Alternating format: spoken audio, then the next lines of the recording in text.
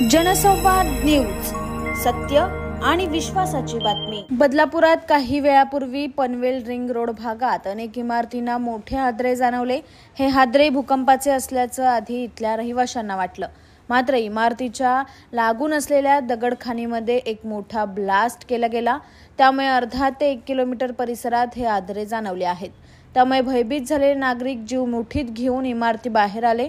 दगडखानीमध्ये दिवसातून अनेकदा मोठे ब्लास्ट केले जातात, मात्र आज जो ब्लास्ट करण्यात आला त्याची तीव्रता जास्त असल्याने आमच्या इमारतींना धोका निर्माण होऊन मोठी दुर्घटना होऊ शकते।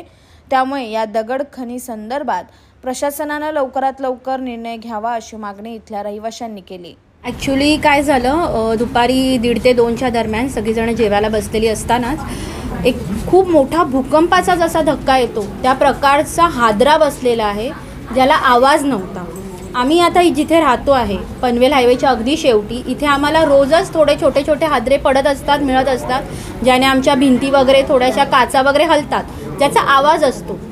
पण इथे मागे या खदानीत बहुतेक तरी दुपारी ग्रेनाइट फोडल्यामुळे इतक्या जोराचा तो धक्का बसला भूकंपाचा, ज्याने आम्ही सगळेच खालती आलो बिल्डिंगमधले, आणि सगळ्यांमध्ये एक भीतीचं वातावरण होतं की नक्की काय झालं। आणि हे बिल्डिंग इतक्या जवळून हे फोडल्यामुळे आता आम्हाला ही भीती आहे की आमची बिल्डिंग पडेल की काय, कारण हे न सांगता केलेली गोष्ट आहे यांनी। आणि हे रोजचं चालूच आहे, गेले 6 महिने तर हे खदानीचं काम जवळपास 24 तास चालू आहे, ज्याच्यामुळे खालती त्यांचे ट्रक जातात, त्यांचे डंपर जातात, ज्याची धूळ उडते, ज्याने मुलांना त्रास होतोय, रहिवाशांना त्रास होतोय। आधी आम्हाला असंच वाटलं की भूकंप झालाय आणि आम्ही बसल्या ठिकाणी या बाजूला जाऊन या बाजूला, इव्हन ह्याच्या आधी पण एकदा असंच झालं होतं की असं आम्हाला असं वाटलं भूकंपच आहे, पण नंतर जेव्हा कळलं तर म्हटलं नाही, आता आम्हाला ॲक्शन घ्यायलाच पाहिजे, कारण आमचे हे कष्टाचे पैसे आहेत, आम्ही खूप त्रासाने इथे घर घेतलेलं आहे। तर आम्हालाही वाटणार ना, अजून 4 वर्ष नाही झाले तर त्याची ही अवस्था आहे, तर अजून 2 वर्षात काय होईल सांगता पण येणार नाही, पाऊस आणि त्याच्यामुळे पण होणार। आणि आम्हाला बिल्डरने सांगितलं की सगळं मजबूत आहे, पण ही मजबूती कुठेपर्यंत आहे हे तर आम्हाला माहिती नाही, तर ते जाणून घेण्यासाठी आणि ही कारवाई होण्यासाठी लवकर गरजेचं आहे। प्रचंड घबराट होती सगळ्या माणसांमध्येच, आणि त्याच्यामुळे सगळेजण जमा झाले। ते सगळ्यांना वाटलं की भूकंप आहे, त्याच्यामुळे सगळेजण आपापल्या घरातून बाहेर आले। पण नंतर जाणवलं की हे भूकंप नाही, कारण त्यांचा आवाज नव्हता आलेला, पण ब्लास्ट झालेला।